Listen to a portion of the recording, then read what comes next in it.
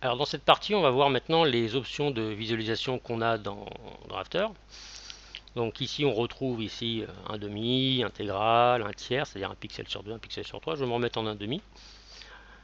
Voilà.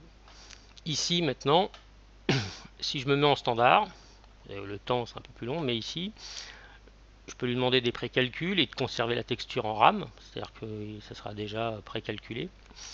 Mais là où ça change, parce que le but c'est quand même de gagner du temps, ici si je me mets en logiciel, voilà.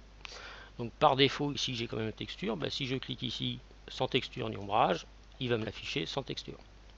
Après je pourrais lui demander qu'il n'ait pas de précalcul et ainsi de suite. Bon, pour l'instant ici, je vais rester comme ça.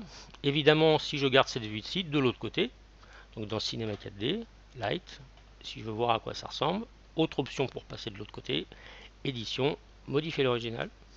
Voilà. Là, je mets annuler parce que c'est le même. Si je fais ça, voilà, admettons, j'enregistre. Voilà, automatiquement ici de l'autre côté, il a fait ça. Alors, maintenant ici, vous avez des options qui sont plus communs à la 3D, c'est-à-dire ombrage, shading ici.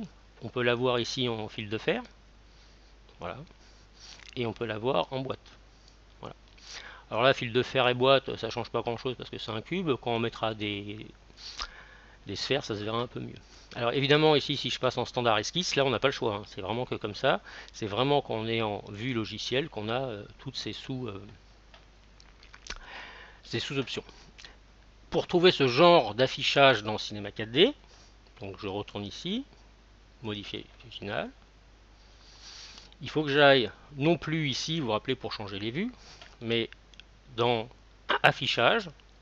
Ici par défaut on est en ombrage de Gouraud. On peut avoir ombrage de Gouraud ligne, ici il montre les petites lignes. Je peux l'avoir en ombrage rapide. En gros, les faces cachées s'illuminent aussi. Là où on commence à voir des choses qui ressemblent un peu plus à After, c'est ici, quand je me suis mis en ligne. Si je veux revenir ici en ombrage normal, voilà, je me mets comme ça. Maintenant, si je me mets ici, vous voyez qu'ici on voit pas grand chose, parce que c'est noir sur fond noir. Bah, sur cette vue aussi, par exemple vue de haut, je peux très bien aller me mettre en ombrage gros et je vois mon objet. Voilà. Alors évidemment, pourquoi ils ne le font pas tous par défaut? Je pourrais tous la mettre comme ça, c'est juste une question d'affichage. Donc là, fichier, je vais enregistrer et je me remets là-dessus. Bon, que je touche l'un ou l'autre, ça n'a rien à voir en fait sur le résultat final. Donc ici, je vais me remettre quand même en ombrage. Voilà. Et je me remets en 1,5. Alors quand on visualise, on peut très bien rester dans cette résolution, hein. C'est juste quand on calcule, c'est quand même pas mal long. Donc voilà pour ces différentes vues. À savoir que ici, les caméras actives devant, haut n'ont aucune influence parce que lui, il n'est pas vraiment en 3D pour l'instant. Pour l'instant, ça reste une visualisation un peu comme on peut avoir, comme on avait avant avec la 3D de Photoshop et autres logiciels de ce type-là, en fait. On avait un aspect 3D, mais on ne pouvait pas rentrer dedans.